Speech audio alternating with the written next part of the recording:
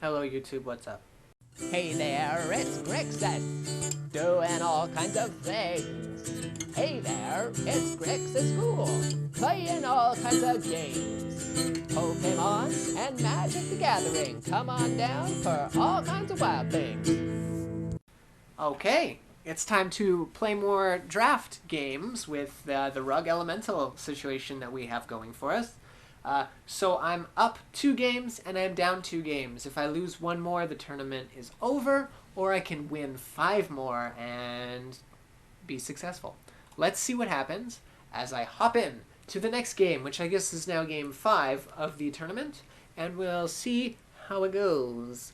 My dog is still sitting in her crate, being all depresso because it's just me here by myself and my wife is away doing work. So that's fun. But, you know, it's been several weeks since the previous installment, and she has not been in her crate from then till now. I promise you that much. So that's cool. Oh, here we go. We have a game with a fellow named Ormus. Okie dokie. So, we do not have the mana for Octoprofit, but we do have the mana for a turn 2 Creeping Trailblazer, which is pretty cool. Put some pressure on that way. We've got 3 lands. We are halfway to Ripscale Predator. Let's just keep the 7.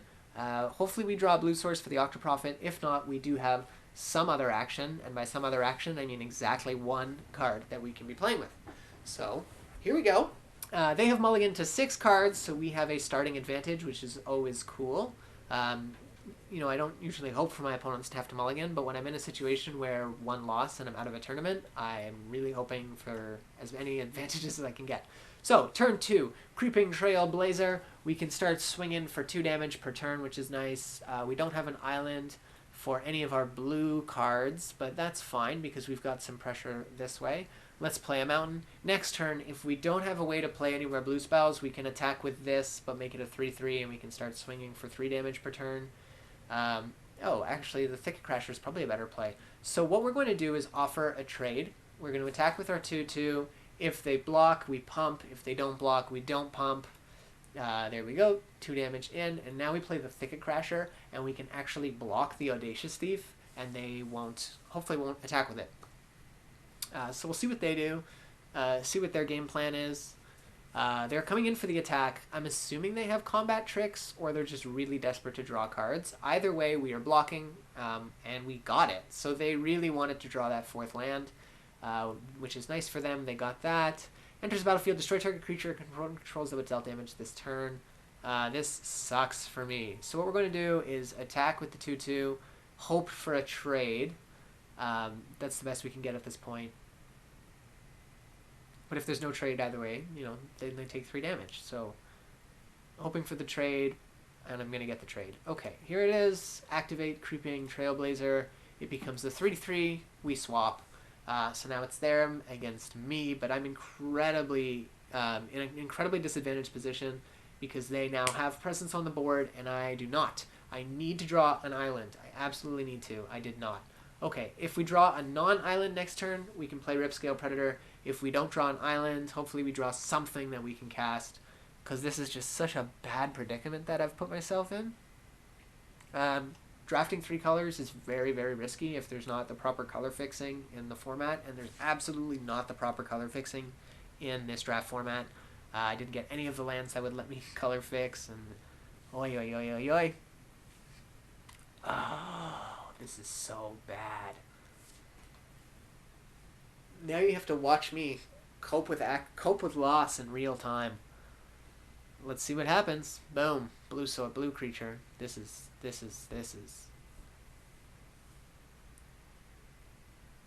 If I can just draw a land and play this Ripscale Predator, I'm going to be in such a better position than I'm in right now. It's insane. Please.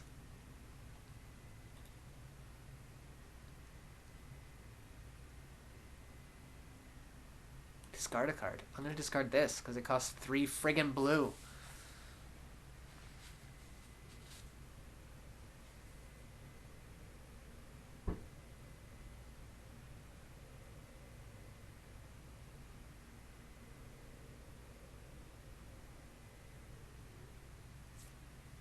Ugh. Ugh. I got a bad taste in my mouth now.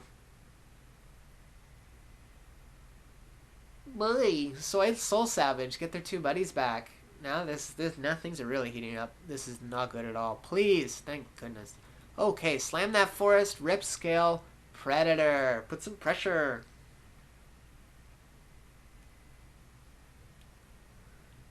So what they're obviously going to do here is try to bait my block, and then slam this guy to kill the rip scale predator. So they're going to attack with Audacious Thief at least. Probably the flyer too. Pacifism. Enchanted creature can't attack or block. So my Ripscale Predator that I've been waiting all this time to use is now completely useless. They're coming in for 6.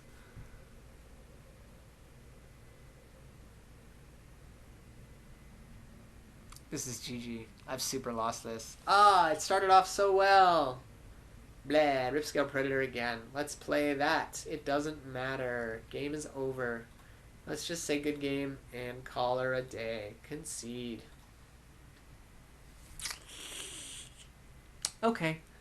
Well, you waited all this time to see me get schmucked. So, that's fun. Let's see. Well, let's see what we get. We win some stuff now. Claim prize: 200 gems and 1 booster pack.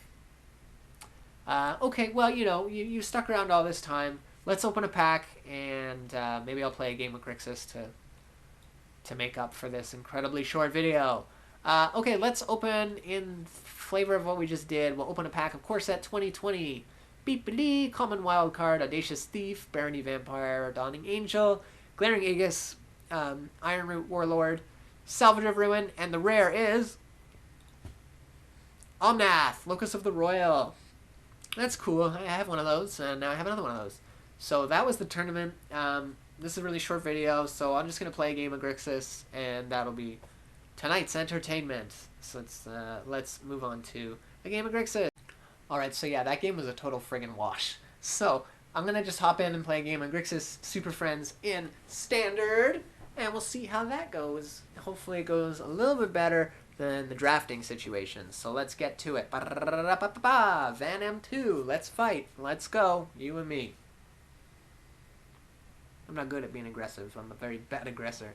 Okay, 3 pieces of removal and 4 lands. This is a hand that I really, really like to see. I have the mana to use all these pieces of removal, so I'm going to keep that 7, boy.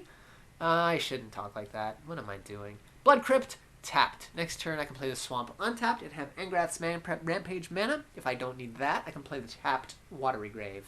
Cauldron Familiar. I friggity diggity hate this card. This is super unfortunate. I have an idea of what I'm against, and I do not like it. Let's play Angrath's Rampage. Target player sacrifices a creature. Let's get that Cauldron Familiar out of there. Next turn, I am completely willing to play an untapped Watery Grave to bedevil a Witch's Oven if a Witch's Oven is what I see. Perfect. No oven. Great. Let's play a tapped Watery Grave and pass the turn. We've drawn an Ugin and we've drawn another land. So things are shaping up to get a turn 6 Ugin, unless their battlefield dictates that we should go a different route. Araya, First of Locktwain. I lose a life, they gain a life. I don't like that card at all, so we're going to play the island, and before they can even use Araya, you know what? No. Let's let them play their turn out. In response to the creature spell that they'll undoubtedly play, we are going to bedevil the Araya. So let's get that out of the way right here, right now. Bloop. They can have their Cauldron Familiar. That's unfortunate, but it's fine, I suppose. Hopefully we don't see the Witch's Oven. That's really the one thing that we are dreading. Okay, light up the stage. Exile the top 2 cards. They can play at this turn or the next. So we can't really play a Planeswalker here because they have the Angrath's Rampage in exile. We don't have the mana for the Planeswalker. So let's just play the Interplanar Beacon and end the turn. We do have another Bedevil, which is sweet. If they play something a little more threatening than the Cauldron Kitty, we can bedevil it.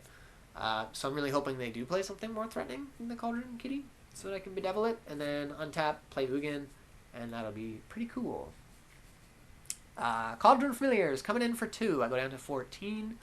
This is not the end of the world.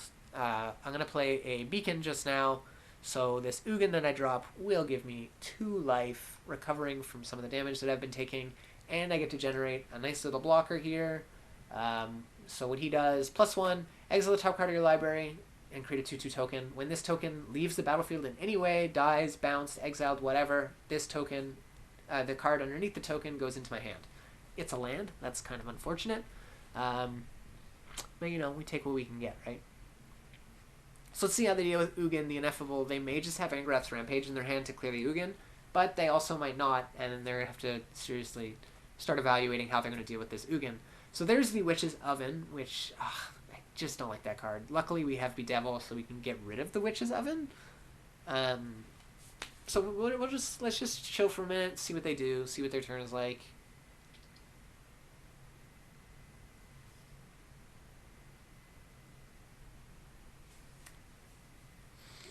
Just chilling for a minute, seeing what their turn is like. Gain control of a thing. Fiddlesticks. What is this? Gain control of target creature with mana cost 3 or less. Token fits that bill. Yeah, okay, so they have claimed my spirit, and now they can attack me with it. And I assume 4 damage is going to come at Ugin, which super sucks. But it'll still be in play, and that's really what counts here. Now they sacrificed my token to Witch's Oven. So they get a food token, and now I only have one. I'm only going to have one blocker to help the Ugin. Luckily, I have Bedevil. Oh, boy! Sorin is so spicy. Whenever a creature attacks me or a planeswalker I control, Sorin deals 1 damage to that thing, so all these 1/1s cannot attack me. I'm just going to Windmill Slam that. It's just so strong. Oh, my goodness. Oh, boy.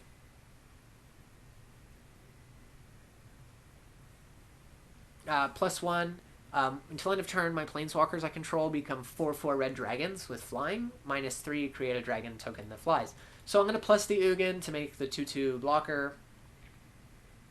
And I'm going to minus the Sarkhan to make a 4/4 blocker. So now I'm pretty untouchable. If they attack me, their kitties just die. And I don't like to kill cats, but sometimes you gotta kill cats when you're playing Magic the Gathering. It's just how this game works. Here's hoping they don't have Murderous Rider. They have 1 card in hand. If it's a Murderous Rider, tricky situation. Sacrifice a food, return the Cauldron Kitty to the battlefield. I lose a life, they gain a life. They now have 3 Cauldron Kitties. What are they going to do, though? 2 cards in hand. What are they? Murderous Rider?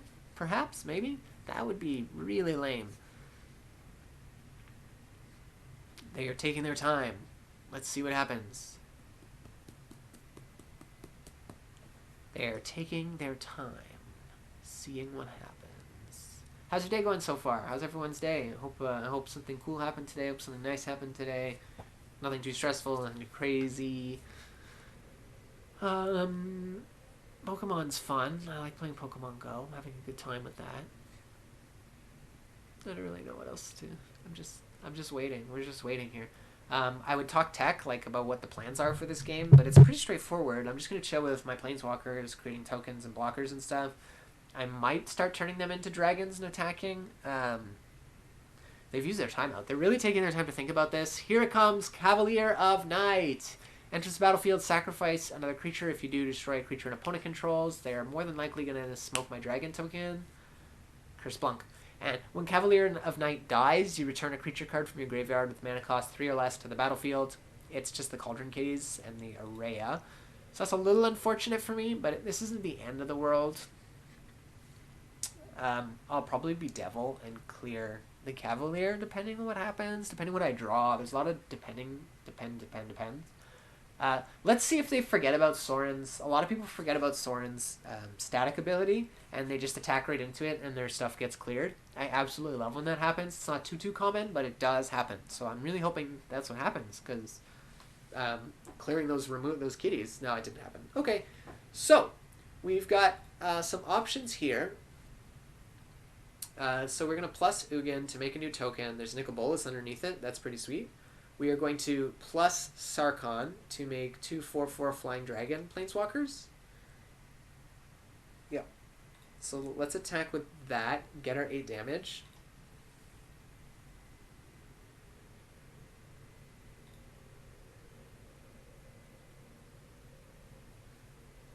boom, boom. So that's some solid damage. I like to see that. I'm going to play the Swan. No, let's play the Island. Now, I could play Ugin and replace my Ugin and create a new token, but I think I'm just going to keep it because I want them to kill my current Ugin, so I can just play the new Ugin and be like, doesn't even matter what you did, son. So that's the end of my turn. They're probably going to Witch's Oven a Cauldron Kitty. There it is. While this is tapped, I am going to Bedevil it, which is very sketchy because they have a 4/5, but I really think that's the best play. Clear that Witch's Oven so they can't do any more shenanigans. Now they have to very carefully think about what they want to do with their Cauldron Kitties. They'll probably just bring it back right away. Maybe they're holding a second Witch's Oven. We'll find out. So there it is. Into the battlefield. I lose a life. They gain a life. It is their turn. Fabled Passage. That's a nice little fetch land. Searches for a basic land and enters tapped unless they control 4 or more lands, then it's untapped, which is the case here. I love Fabled Passage. I don't own any Fabled Passage. I'm hoping to pick some up shortly. Okay, what's the plan, Stan? Got 1 card in hand. It is Angrath's Rampage. Target player sacrifices a Planeswalker.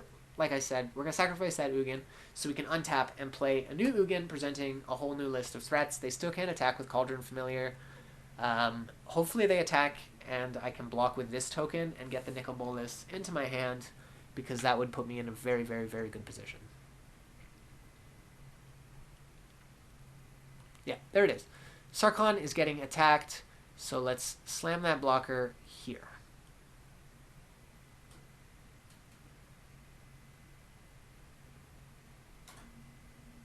Oh, I have to control a dragon to get the static ability? That's unfortunate. Okay, so here's the plan. We are going to go with tapped Steam Vents. And we are going to play Ugin to create more blocky poos. And gain life. I love gaining life. So there we go. Another 2/2 blocking token. We will plus the Sarkhan and attack with the 4/4 in the sky to counteract the life gain that they are getting off of their Cavalier of Night. They gain 4, they take 4, they gain 4, they take 4. Hopefully we can start dealing more than 4 damage per turn. But for now, that's the plan. Although next turn I'm strongly considering minusing the... there it is. Attacks for 4, I have no dragons. So I'm going to block with the Watery Grave token and get a Watery Grave into my hand.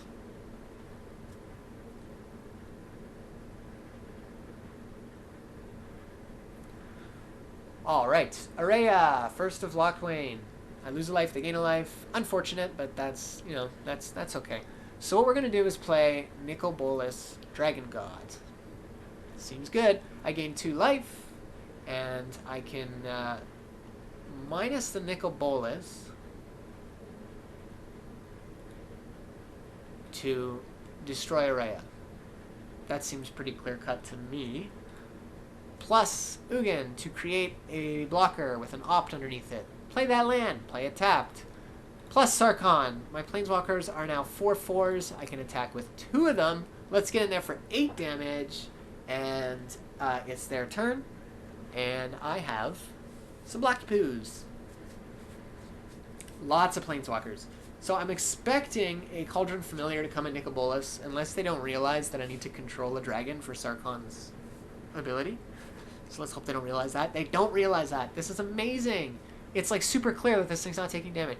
Let's block with the opt token so that we can get an opt and start opting for things to do.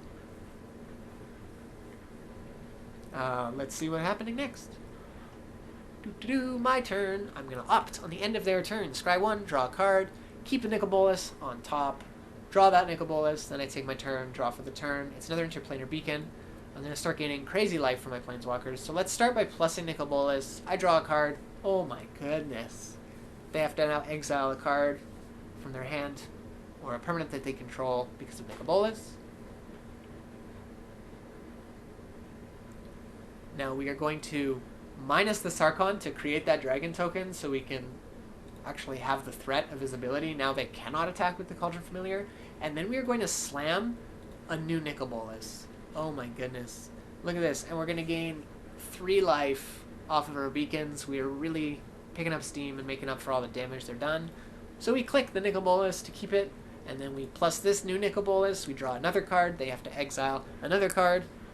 Let's see what they choose. Alright, Cauldron Familiar. Get out of here, Cauldron Familiar. Now we can go crazy and play this third Nicol Bolas, gain 3 more life, get another Nicol Bolas activation, but we're going to be cautious instead. No blocks, or no attacks, so we can have those blockers. We keep the Nicol Bolas. If they can nuke my current Nicol Bolas, I want to be able to just slam a new one and be like, what up? There's another one. I also want the mana so I can opt at the end of my turn, and maybe opt during their turn, find a counter spell, find a removal spell. Really sculpt the game. Get exactly what we want, when we want it.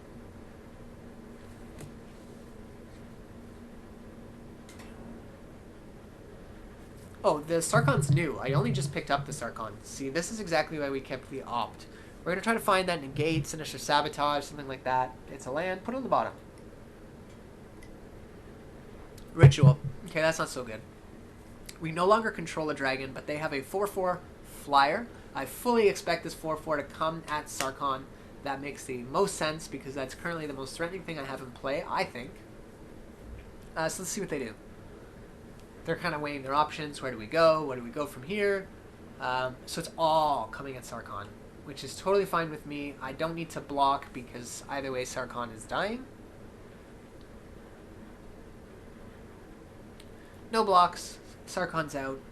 It's unfortunate, but that's just the way it goes. I could have blocked to get Castle Locktwain, or Castle Fantress in my hand, but I opted not to block. I want to keep as many tokens as I can for as long as I can. Bedevil. See, there goes the Nicol Bolas. That's why we didn't Windmill Slam last turn, because now we can just play a new Nicol Bolas, which is very, very good for us. So there we go. New Nicol Bolas. Gaining 3 life. This is unfortunately our last copy of Nicol Bolas, though, so if they answer this Nicol Bolas, then we are in a tight spot, and we just keep land, land, land, land every single turn. This is just not at all what we want to be happening. So we have Eternal Blocks for their Cavalier of Night, which is cool. What we're going to do is play a tapped Watery Grave.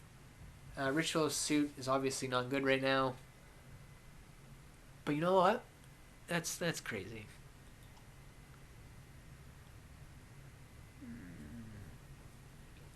Let's attack with the Dragon token.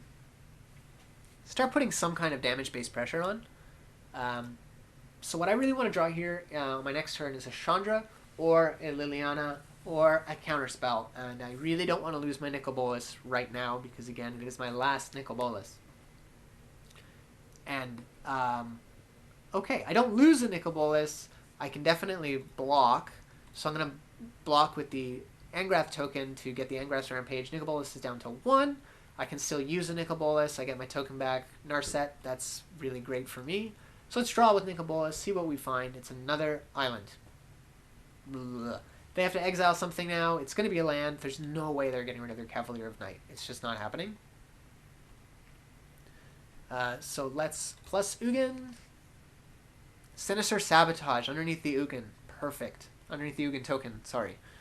So, play the Narset, gain 3 life. We have a crazy amount of life right now. Let's Narset. We have Sinister Sabotage in our hand. It's a counterspell. That's, oh, baby, that is exactly what we wanted. No matter what they draw now, we can just counter it. We are so safe to just swing in, deal 8 damage. We're really going to start getting aggressive with these attacks. We're going to try and win the game in the next couple turns. They've drawn a mountain. That's so unfortunate.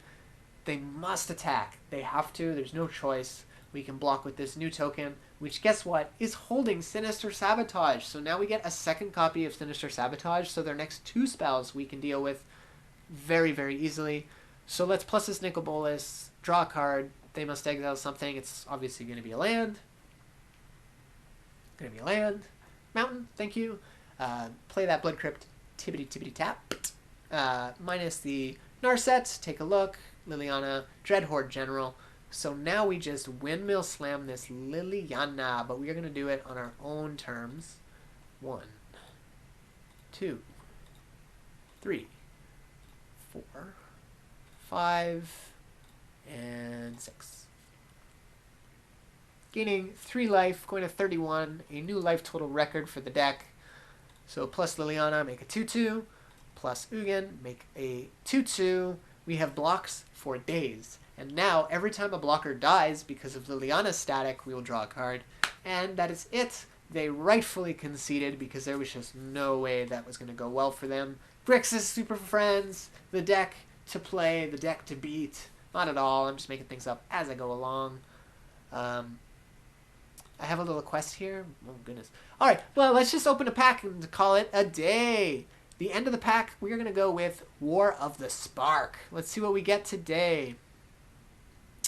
Honor of the God Pharaoh. We got an uncommon wild card just now. Topple the Statue. Wanderer's Strike. War, Screecher. Vraska's Finisher. Mo, Loyal Companion. Another uncommon wild card. Love those. And we get Tomic, Distinguished Advocist. A 2/3 flying for 2 lands on the battlefield, and land cards in graveyards can't be the target of spells or abilities your opponents control, and your opponents can't play land cards from graveyards. Pretty niche card, but also a very cool card. Maybe it has some brawl functionality. Maybe there'll be some historic functionality if they Crucible of Worlds is in the game, so you never know, right? So that's the game. That's the video. Thanks so much for watching, and I'm going to just do a little outro. Say goodbye. Okay, that's it for this week's video. Thank you so much for staying tuned with the draft the whole time. That was really, really cool of you to do that. And I hope you enjoyed that Grixis bonus game at the end. I really liked it. I thought that was a really solid game. Really showed what the deck can do and where the deck can go.